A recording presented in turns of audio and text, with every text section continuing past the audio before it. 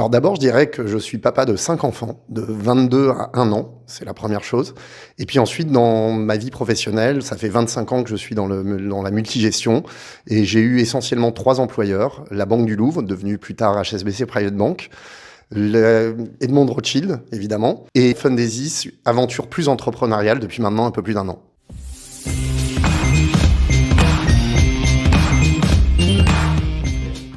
Alors je dirais, je vais remonter un peu plus avant le côté professionnel, un professeur de français que j'ai eu en 4e et 3e qui m'a fait aimer l'écriture et je pense que c'est quelque chose qui est hyper important pour moi aujourd'hui. Je rédige beaucoup et c'est quelque chose qui me passionne.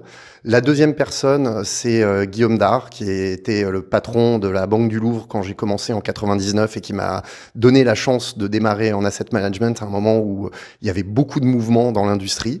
Et puis la troisième, ça serait évidemment Ludovic Fechner, qui est le fondateur de Fundesis et qui, a un peu plus d'1 an, m'a fait confiance pour le rejoindre dans cette aventure et à terme reprendre les rênes de cette belle structure.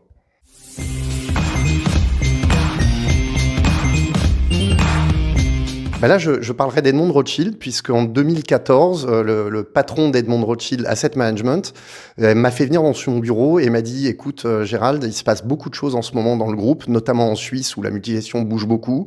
Ça peut bouger aussi en France, et donc je vais te demander quelque chose, c'est de monter une équipe de gestion à Paris, qui serait en charge notamment de la gestion des plus beaux clients de la banque privée. Et je te laisse carte blanche pour monter cette équipe et recruter les gens dont tu as envie. Et je trouve qu'à l'époque, c'était une marque de confiance extrêmement importante et ça, je l'oublierai jamais.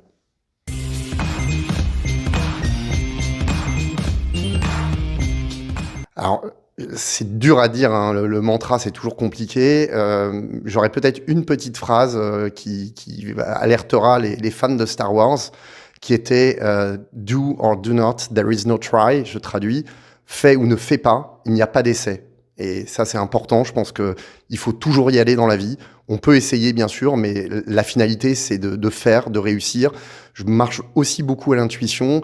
Et quand on a de l'intuition et quand on a envie de fonctionner à l'intuition, on fait.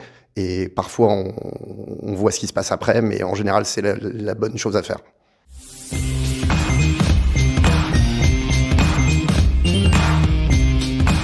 J'adore les restaurants, et d'ailleurs, il y a plein de gens dans la profession qui parfois me disent « T'as pas une idée ?» Mais je vais en citer 3 quand même. Le plus prestigieux, c'est l'assiette champenoise à Reims, donc Arnaud Lallemand. C'est un moment magique et merveilleux. J'y ai passé, je pense, 7 heures, de 13h à 20h, avec un passage quasiment d'1 heure en cuisine avec lui. C'était juste fabuleux. Le deuxième, c'est à Paris, et c'est un restaurant que j'apprécie beaucoup déjà depuis quelques mois. C'est Origine, qui est à l'angle de la rue de Pontieux et de la rue Jean-Mermoz. Le chef de cuisine, c'est Julien Boscus, et franchement, ça vaut le détour. Il y a une très belle carte, à la fois de mets et de vin, donc il faut y aller. Et le troisième, alors c'est pas vraiment un restaurant, c'est plutôt un bar à vin et qui va se situer à Chablis. Donc vous avez compris, j'ai des accointances avec la région.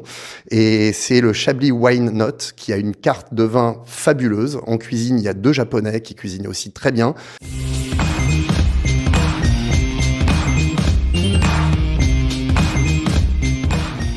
Ce que l'IA ne pourra peut-être jamais remplacer, la relation humaine. Que ce soit avec des gérants, que ce soit avec des clients, avec des prospects, avec des gens comme vous, c'est la relation humaine avant tout. Et ça, j'attends que ChatGPT le remplace. J'espère que c'est pas pour tout de suite.